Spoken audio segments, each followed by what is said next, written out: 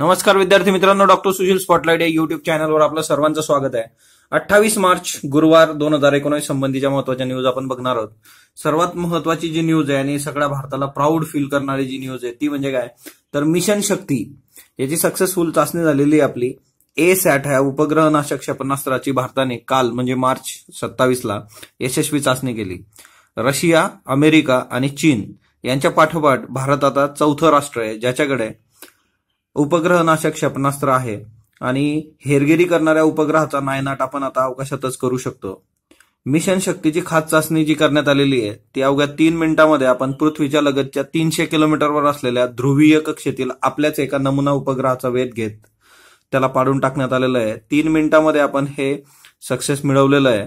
याच्यामध्ये DRDO आणि इस्रो यांचं योगदान आहे। अब्दुल कलाम बेटावरून ही चाचणी घेण्यात आली। दुसरं महत्वाचं म्हणजे काय, तर याच्यामध्ये चीननी 3 वेळा यशस्वी चाचणी घेण्यात आलेली आहे चीनद्वारे 2005, 2006 आणि 11 जानेवारी 2007।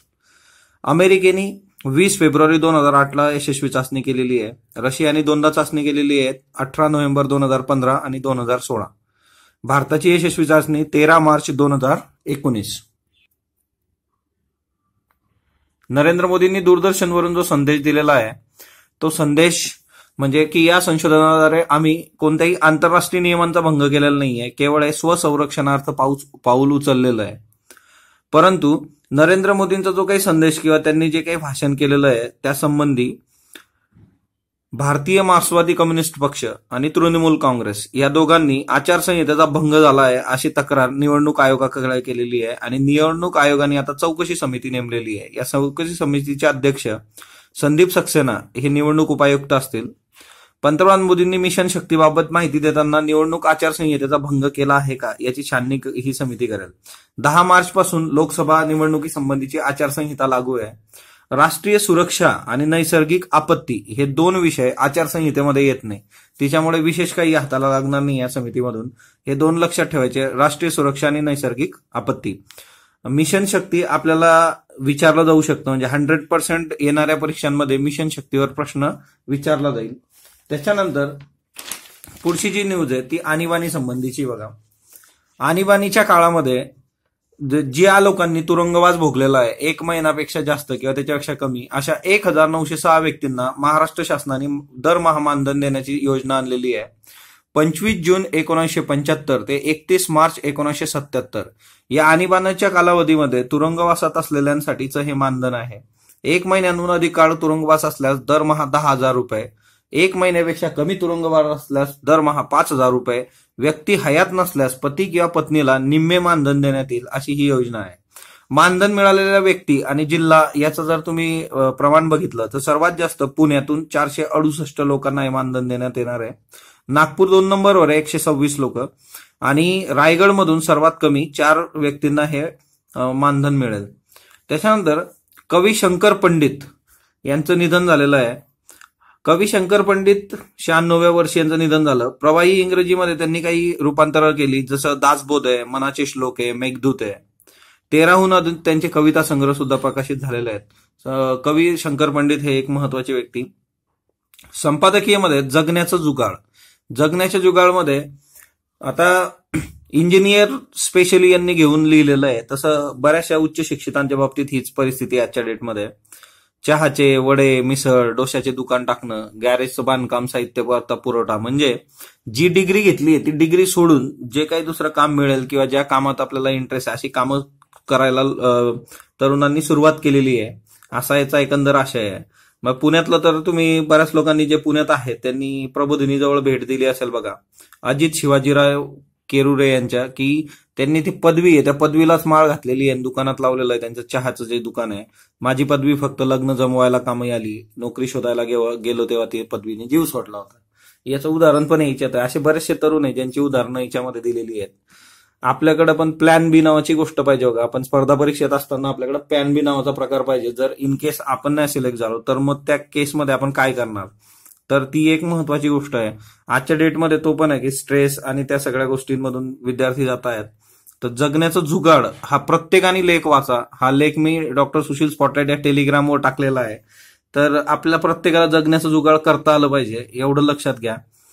आरक्षण न्याय अन्यायाच्या हिंदोळ्यावर आरक्षणासंबंधी आर्टिकल चालू आहेत, पण आता हे खूपच असं डिस्क्रिप्टिव्ह आणि याचे फार आपल्याला जे आरक्षणाबद्दल प्रश्न विचारले जातात ते संविधानाच्या कक्षेमध्ये राहून जे काही असेल त्याच्याबद्दल आपण बोलतो. आरक्षण जे काही आहे तर ते आपल्यामध्ये जे काही आहे सामाजिक मागासलेपण त्याच्यानंतर शैक्षणिक मागासलेपण याचा विचार करून ते आरक्षण दिलं जातं. सामाजिक स्थित्यंतर वा बदल, आता जर शासन आणि शिक्षण अशा दोन महत्वाच्या सत्ता यांनी राजसत्ता आणि ज्ञानसत्ता याच्या वर असणारी सत्ता म्हणजे धर्मसत्ता. जर जातीनिहाय आरक्षण नको असेल तर धर्मसत्तेचं काय करायचं हा प्रश्न आपल्याला चर्चेस घ्यावा लागेल. आणि जर तुम्ही इन्कम बेस्ड आरक्षण द्यायचं म्हटलात की बाबा इन्कमनुसार आपण जसं आता विकर सेक्शन 10% गव्हर्नमेंट घेऊन आलेली आहे तर त्या केसमध्ये मग धर्मसत्तेचं काय होणार किंवा धर्माच्या चौकटी मोडून पडणार का? तुम्हाला काय वाटतं ते तुम्ही कमेंट बॉक्समध्ये टाका की आरक्षण या विषयावर तुम्हाला काय वाटतं आणि आरक्षण कसं दिलं गेलं पाहिजे, कुणाला दिलं गेलं पाहिजे, हाही तुम्ही लेख वाचू शकता. प्रियंका दुबे हे खूप महत्वाचं आहे बघा. चमेली देवी जैन पुरस्कार यांना मिळालेला आहे प्रियंका दुबे यांना. तसं बघायला गेलं तर ह्या पत्रकार आहेत पण हा पुरस्कार जो आहे तो त्यांच्या पुस्तकाला मिळालेला आहे. No nation for women reporting on rape from India world's largest democracy या पुस्तकाला हा पुरस्कार मिळालेला आहे. ही खूप महत्वाची बाब आहे. दिल्ली क्राईम नावाची वेब सिरीज पण आलेली आहे बघा नेटफ्लिक्सवर. PSIच्या इंटरव्ह्यूसाठी जेवढे विद्यार्थी आहेत त्यांनी प्रत्येकाने ती नीट बघून ठेवा. तसं प्रत्येकाने बघितली तर चांगलंच आहे, पण PSI इंटरव्ह्यूला असलेल्या विद्यार्थ्यांसाठी महत्वाचं आहे. तिच्यातून तुम्हाला एकंदर पोलीस हा जो हे आहे तर पोलिसाचं म्हणजे आव्हानं काय असतात, काय पोलीस फेस करतात, या बऱ्याचशा गोष्टी तुम्हाला उलगडत जातील जेव्हा तुम्ही अशा पद्धतीने म्हणजे समोर एखाद्या हिच्यातून बघता तर ते तुम्हाला जास्त अपील होतं आणि ते तुम्ही खूप प्रॉपरली रिप्रेझेंट करू शकता. दिल्ली क्राईम बघा, म्हणजे दिल्ली क्राईम जे काय ते निर्भया प्रकरण आहे. तर दिल्ली निर्भया प्रकरणानंतर सुद्धा बलात्काराच्या जवळपास 1,33,000 प्रकरणं आपल्याकडे पडून आहेत आजच्या डेटमध्ये. आणि प्रियंका दुबे यांचं जे काम आहे ते बलात्कार पीडित आणि त्यांच्या कुटुंबियाशी संवाद साधून ध्वनिफितीद्वारे त्या सगळ्या गोष्टी पुढे आणून त्यांना न्याय मिळवून देण्यासाठी हे काम करतात. बलात्काराचं कारण त्यांनी या पुस्तकात सांगितलंय की पुरुषी अहंकार आणि जातीचं वर्चस्व या दोन महत्वाच्या बाबी इथं सांगितलेल्या आहेत. हिंदी आणि इंग्रजी भाषेतून पत्रकारिता BBC दिल्लीला त्या करतात. सो प्रियंका दुबे यांचं हे पुस्तक महत्वाचं आहे. No nation for women reporting on rape from India world's largest democracy या पुस्तकाला हा पुरस्कार चमेली देवी जैन पुरस्कार. त्याच्यानंतर पुढची जी न्यूज आहे ती न्यूज आहे पाकिस्तानी संसदेमध्ये बालविवाह आणि धर्मांतर विरोधी विधेयक आलेलं आहे. डॉक्टर रमेश कुमार वंकवानी या हिंदू खासदारांनी वरील विधेयक मांडलेलं आहे बालविवाह आणि धर्मांतर. याचं बेस काय आहे तर हिंदू मुलींचं अपहरण झाल्याची न्यूज आली होती बघा होळीच्या दिवशी. धर्मांतर आणि विवाह प्रकरण सगळं तिच्यामध्ये अपहरण केलं होतं. रवीना नावाची 13 वर्षाची मुलगी, रीना नावाची 15 वर्षाची मुलगी. तुम्ही बघा 13 आणि 15 वर्षाच्या मुलींचं अपहरण करून धर्मांतर करून विवाह आणि तो सगळा व्हिडिओ पण आला समोर. सिंध प्रांतातली ही गोष्ट आहे. सर्वाधिक अल्पसंख्याक हिंदूंचं वास्तव्य असणारा सिंध प्रांत आहे.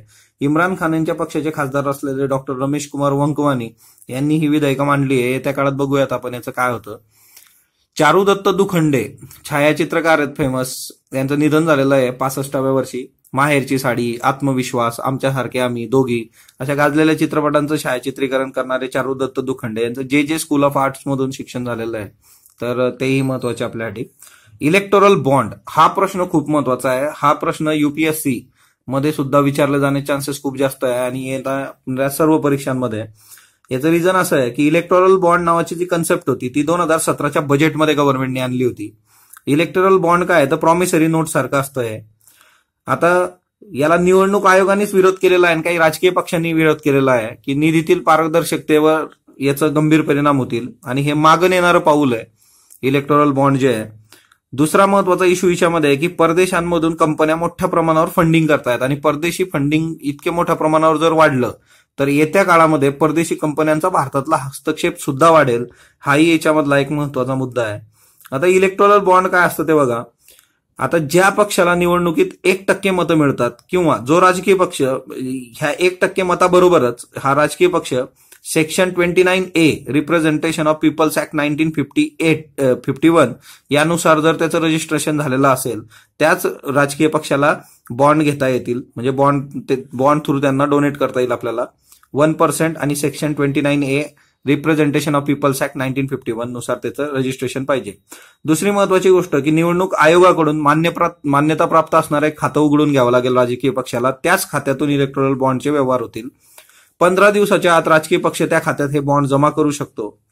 स्टेट बँक ऑफ इंडिया आणि त्याच्या स्टेट बँक ऑफ इंडियाच्या प्रत्येक शाखेमध्ये हे बॉन्ड उपलब्ध आहेत.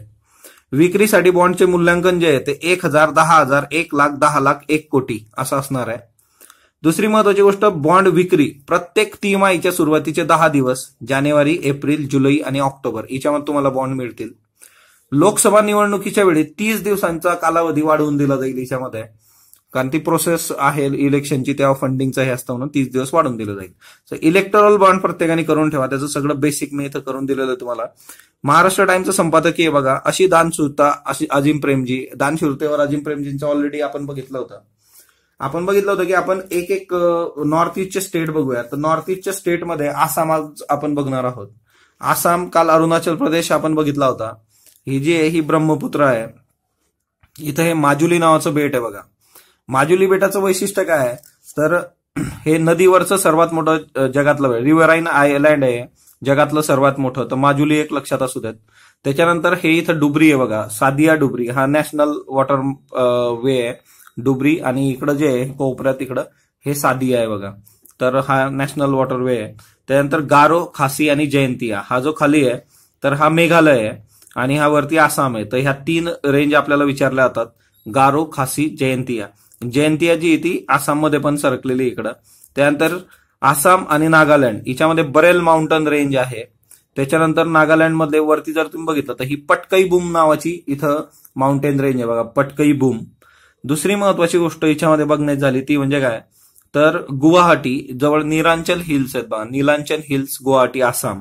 तर हे एक लक्षात ठेवायचं. त्यानंतर आसाममध्ये मिकीर हिल्स आहेत, हे लक्षात ठेवा. म्हणजे तुम्हाला आयदर वेस्ट टू ईस्ट असं विचारलं जाईल किंवा नॉर्थ टू साऊथ विचारलं जाईल, त्यावेळेस मग हे महत्वाचं असतं.